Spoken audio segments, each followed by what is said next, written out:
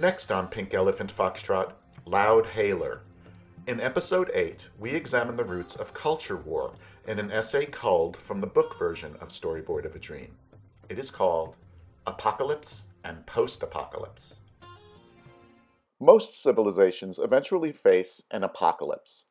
Some theorize that the decline of the Mayan civilization was due to a severe drought that lasted for centuries, causing the Maya to abandon their cities and flee north. But the jury is still out. Sometimes an apocalypse involves a natural disaster that is instantaneous, like the eruption of Mount Vesuvius that buried Pompeii in 79 AD. Today, the apocalypse we face is of our own doing: environmental, political, and cultural. Think of it as a huge cup of Vietnamese coffee. It's been on a slow drip for quite some time, and it's about to overflow. The bad news is that, as a race, we have a history of not mopping things up immediately, or at all. We usually don't respond until we hear an announcement along the lines of, "Clean up on aisle everything." And right now, the world is not responding to cleanups on any aisle. The ultimate cleanup has to do with energy. Have you ever wondered how it is that there have been so few innovations in clean energy over the last 50 years? Many inventors toil under the naive assumption that the world will be waiting for their invention with open arms.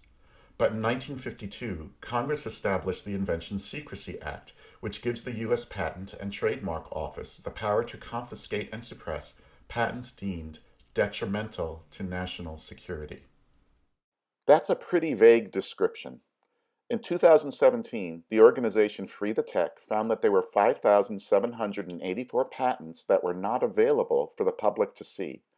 Some of these are related to weapons and classified for military reasons, but many are for clean energy devices that could have gotten us off fossil fuels and nuclear energy several generations ago. How is this possible?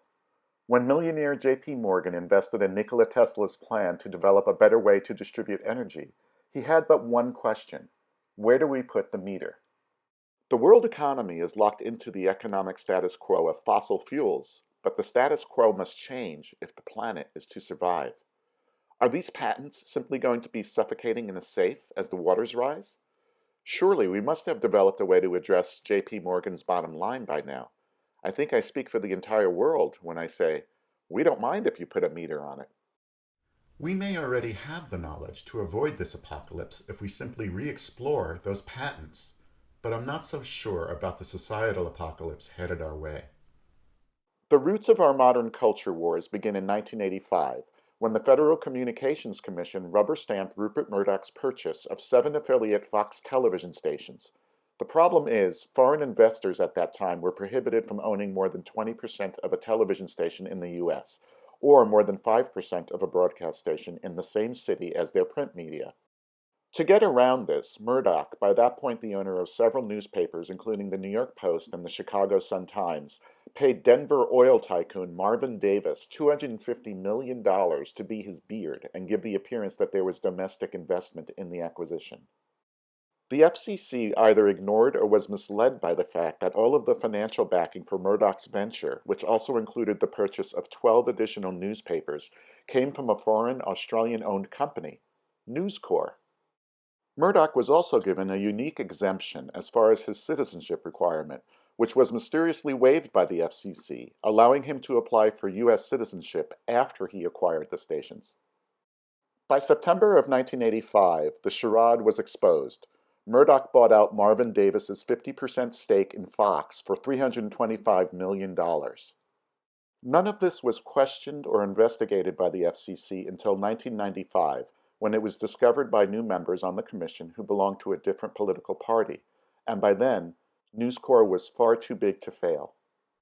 Fox's first sitcom, Married with Children, aired in 1987 and made Three's Company look like Citizen Kane. In between toilet humor and sexually charged zingers aimed at an eroticized teenager, they cranked and enhanced the over-the-top canned laughter, creating the blueprint for blue-collar humor aimed at the lowest common denominator. But Rupert Murdoch was far more shrewd than anyone gave him credit for. He diversified Fox's programming to reach out to the very demographics he sought to eventually undermine. The merchandising and syndication of The Simpsons enabled Fox to grow exponentially on the heels of unedited liberal content. Their decision to invest in culturally hip ethnic comics like George Lopez and In Living Color's Damon Wayans, in hindsight, seems very calculated and cynical. Fox and their parent News Corp developed a pattern of exploiting ethnic diversity and free speech in order to promote an opposite political agenda. But none of this mattered.